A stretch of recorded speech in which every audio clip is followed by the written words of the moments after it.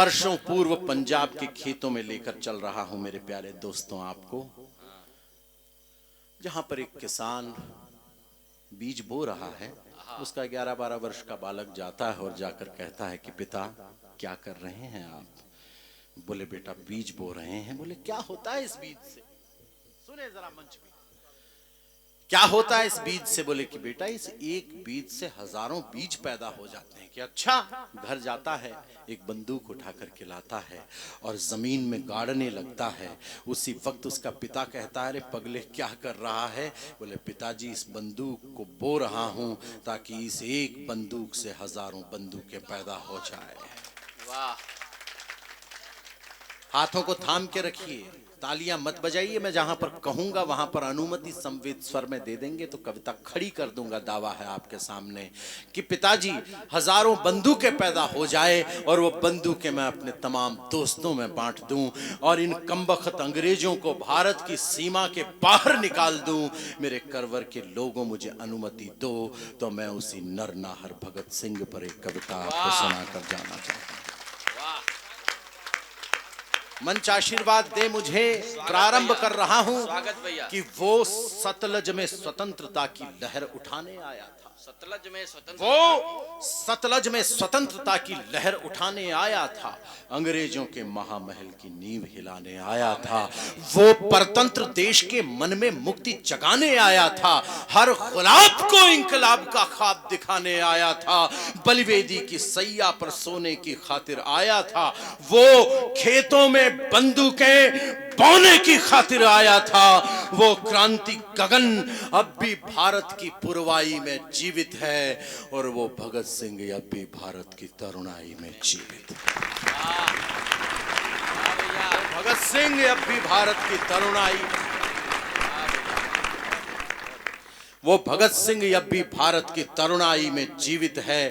तो चित्र बना रहा हूं, उसका अनावरण आप कर दीजिएगा कि सांस सांस में एक स्वतंत्र एहसास रखा था जिसने, सांस सांस पर एक स्वतंत्र एहसास रखा था जिसने ईश्वर से ज्यादा खुद पर विश्वास रखा था, जिसने वो मुक्ति के यज्ञ कुंड पर मंडराता परवाना था।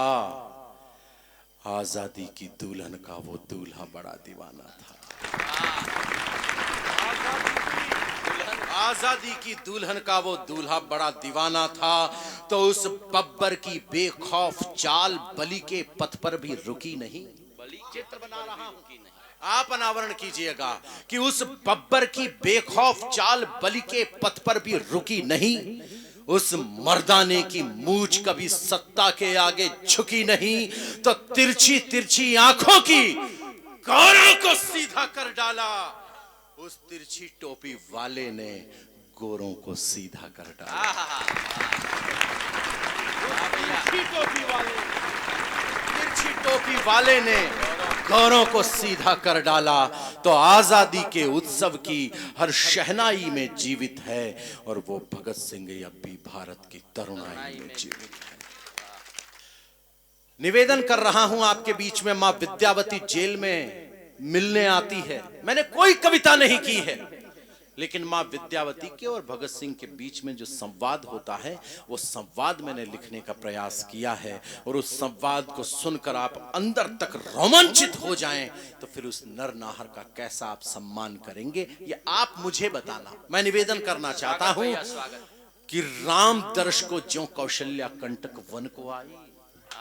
राम दर्श को ज्यों कौशल्या कंटक वन को आई, वैसे मां विद्यावती जेल में भगत मिलन को आई। बोले भगत सिंह मां मेरी देह न लेने आना। वीरे कुलवीरा को ही इस कार्य हेतु भिजवाना। बोले भगत सिंह मां मेरी देह न लेने आना। वीरे कुलवीरा को ही इस कार्य हेतु भिजवाना। मैं आदेश तुम्हें दूंगा, इतना मुझको अधिकार नहीं। मैं आदेश तुम्हें दूं मां, इतना मुझको अधिकार नहीं। पर मेरी लाश पर मां तेरा रोना मुझको स्वीकार नहीं। कंठों में रंग बसंती वाली राग न ठंडी हो जाए रे, तेरे आंसू से आजादी की आग न ठंडी हो जाए। और लोग कहेंगे अपने संयम को कैसे खो सकती है ये रोने वाली भगत सिंह की मां कैसे हो सकती है।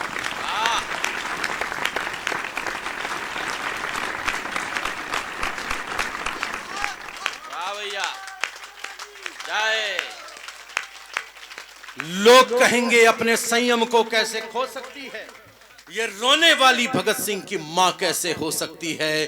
तो स्वतंत्रता के कालखंड की अंगड़ाई में जीवित है वो भगत सिंह अब भी भारत की तरुणाई में जीवित है। वो भगत सिंह अब भी भारत के अंतिम बंद।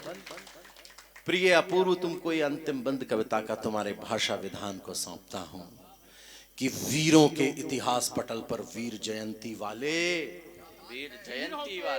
इतिहास पटल पर वीर जयंती वाले, ओ इंकलाब के उद्घोषक और रंग बसंती वाले। बच्चे साइलेंट, थोड़ा साइलेंट हो जाओ। वीरों के इतिहास पटल पर वीर जयंती वाले, ओ इंकलाब के उद्घोषक और रंग बसंती वाले। पंच नदी के तटबंधों के नगर पुकारे तुझको, दीवाने करतार सिंह के गदर पुकारे तुझको। हरे भरे खेतों में बैठा सावन तुझे पुकारे, सीज पे बैठी आजादी की दुल्हन तुझे पुकारे। तुझको रावी सतलज झेलम ब्यास चिनाब पुकारे, तुझको रावी सतलज झेलम ब्यास चिनाब पुकारे। लोहिड़ी और बैसाखी वाला वो पंजाब पुकारे, अंगारे तुझे पुकारे गर्म रक्त के धारे। अरे लुटी वीरता तुझे पुकारे फिरते द्वारे द्वारे। वंदे मातरम गीत पुकारे, जनगण तुझे पुकारे। और भारत की चंदन मिट्टी का कण कण तुझे पुकारे, भारत की चंदन मिट्टी का कण कण तुझे पुकारे। और फोटो नहीं छपा तो क्या, फोटो नहीं छपा तो क्या, पाई पाई पर जीवित है। फोटो नहीं छपा तो क्या, पाई पाई पर जीवित है। और वो भगत सिंह अब भी भारत की तरुणाई में जीवित है। वो भगत सिंह अब भी भारत की तरुणाई में जीवित है।